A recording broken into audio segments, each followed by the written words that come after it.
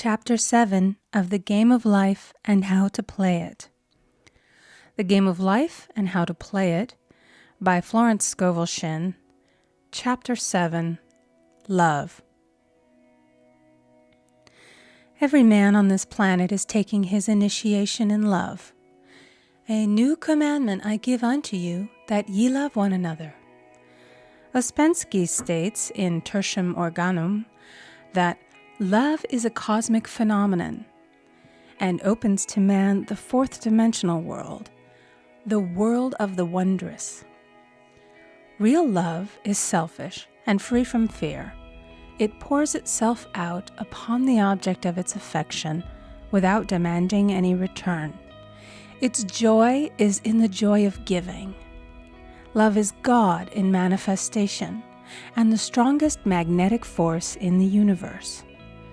Pure, unselfish love draws to itself its own. It does not need to seek or demand. Scarcely anyone has the faintest conception of real love. Man is selfish, tyrannical, or fearful in his affections, thereby losing the things he loves. Jealousy is the worst enemy of love, for the imagination runs riot, seeing the loved one attracted to another, and invariably these fears objectify if they are not neutralized. For example, a woman came to me in deep distress.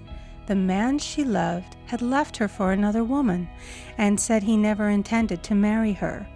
She was torn with jealousy and resentment and said she hoped he would suffer as he had made her suffer, and added, "How could he leave me when I loved him so much?"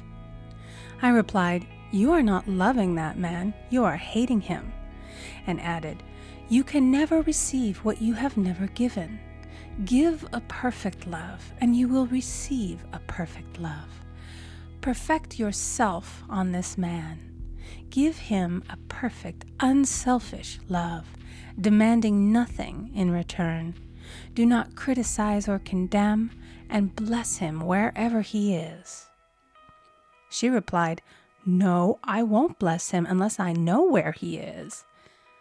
"Well," I said, "that is not real love. When you send out real love will return to you, either from this man or his equivalent, for if this man is not the divine selection, you will not want him. As you are one with God, you are one with the love which belongs to you by divine right." Several months passed, and matters remained about the same, but she was working conscientiously within herself.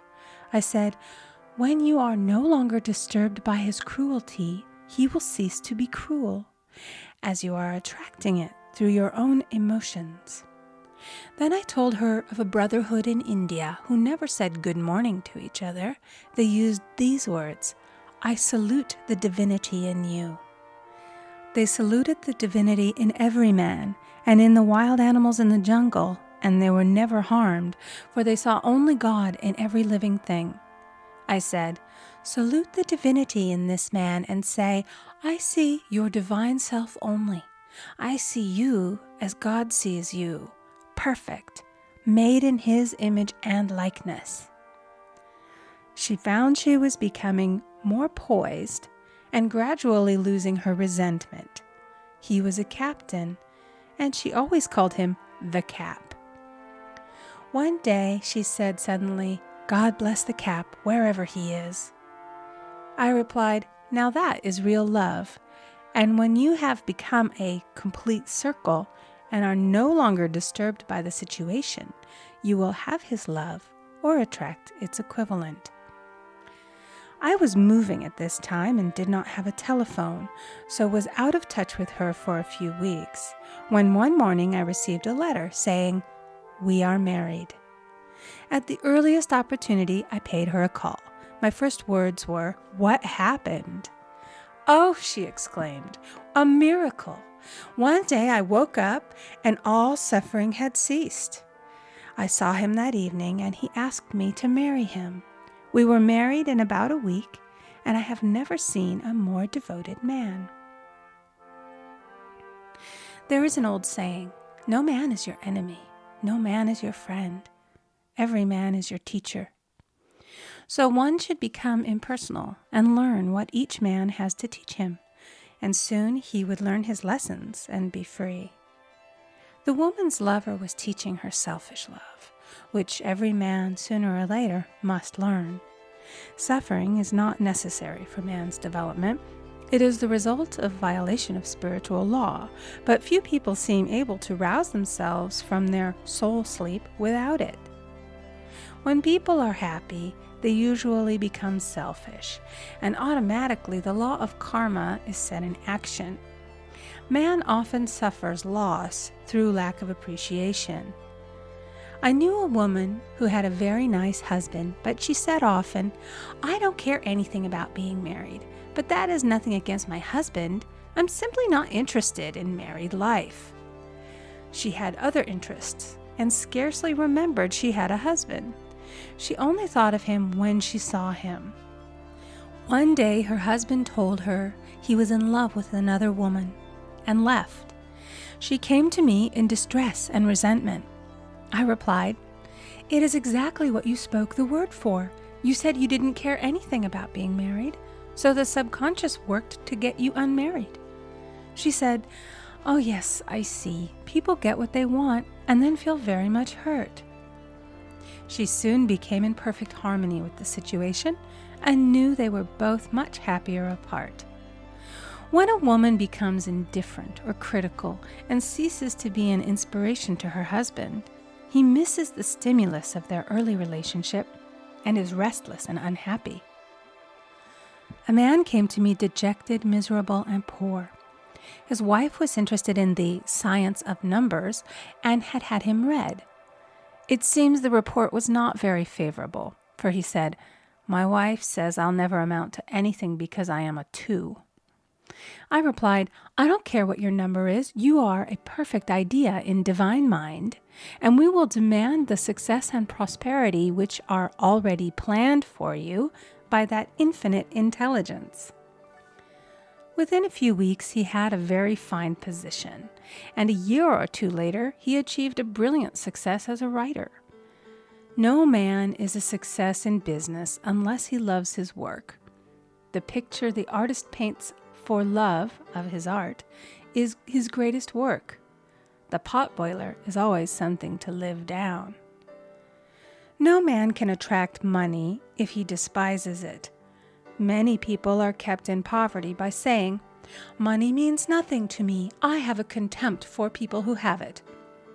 This is the reason so many artists are poor. Their contempt for money separates them from it. I remember hearing one artist say of another, "He's no good as an artist, but he has money in the bank." This attitude of mind, of course, separates man from his supply.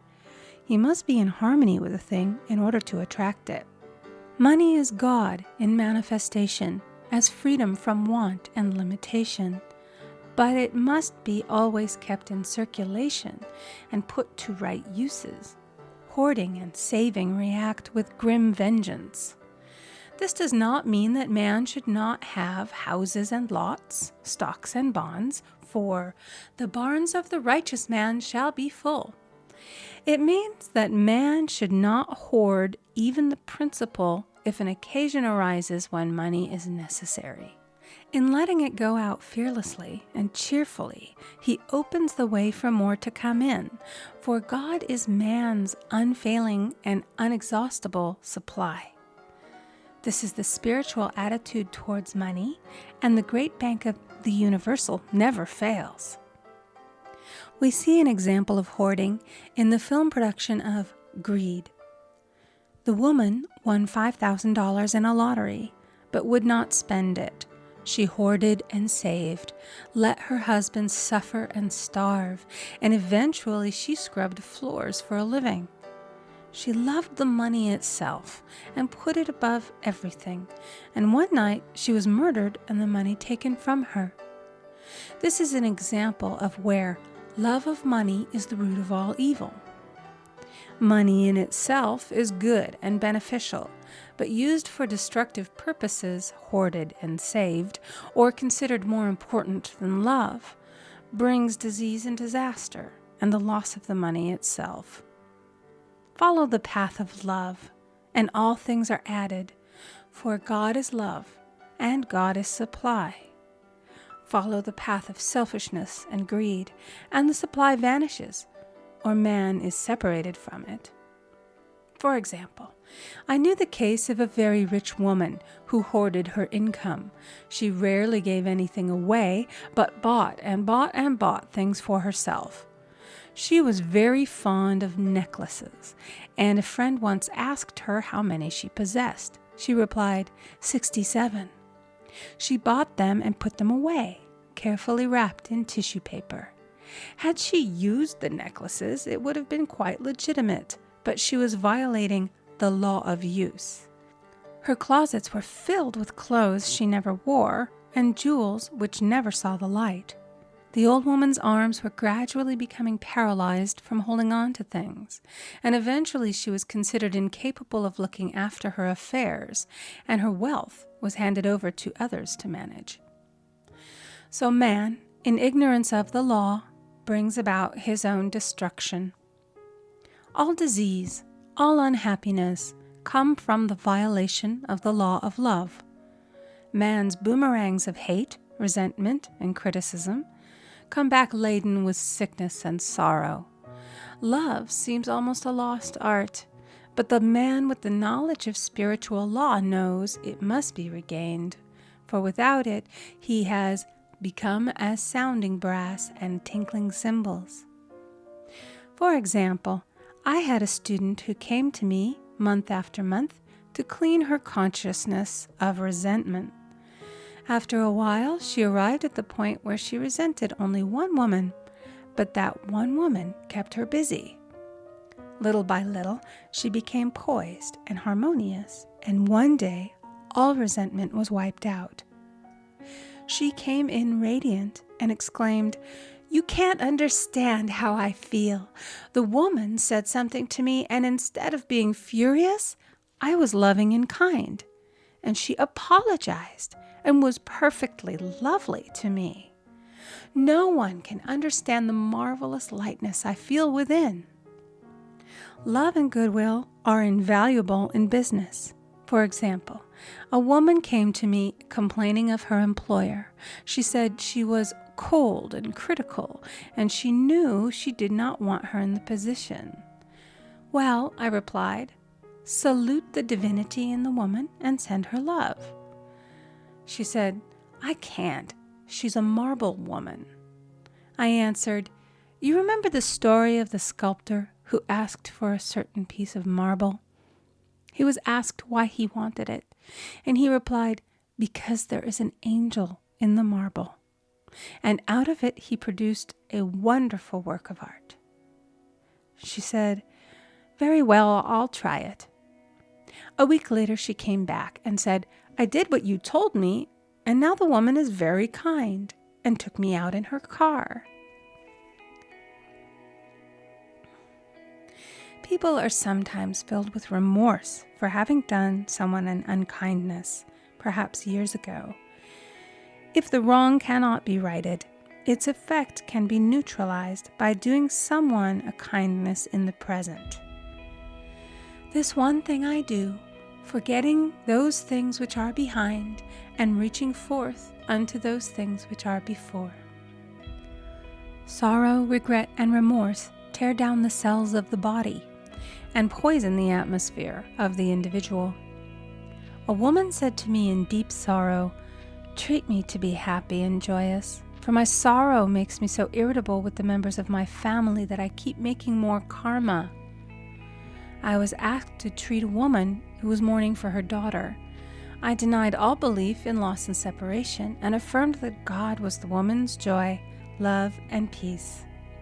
The woman gained her poise at once, but sent word by her son not to treat any longer because she was so happy it wasn't respectable. So mortal mind loves to hang on to its griefs and regrets.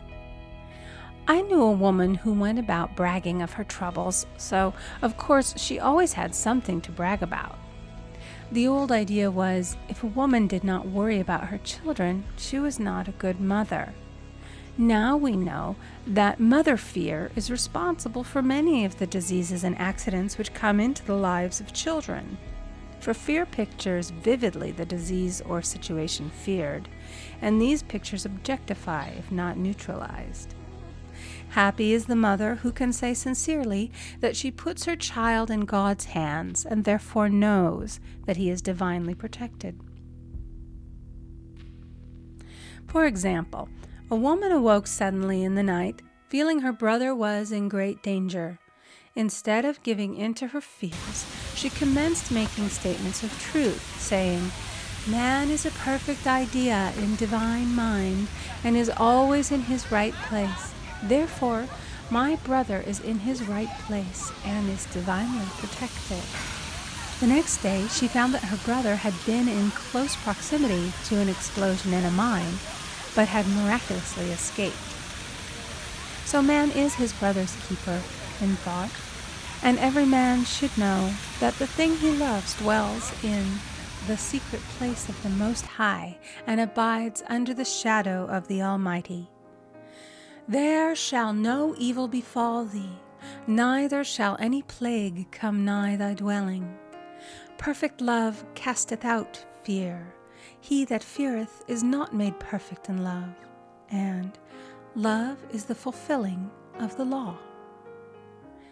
End of chapter 7. Recording by Amy Conger.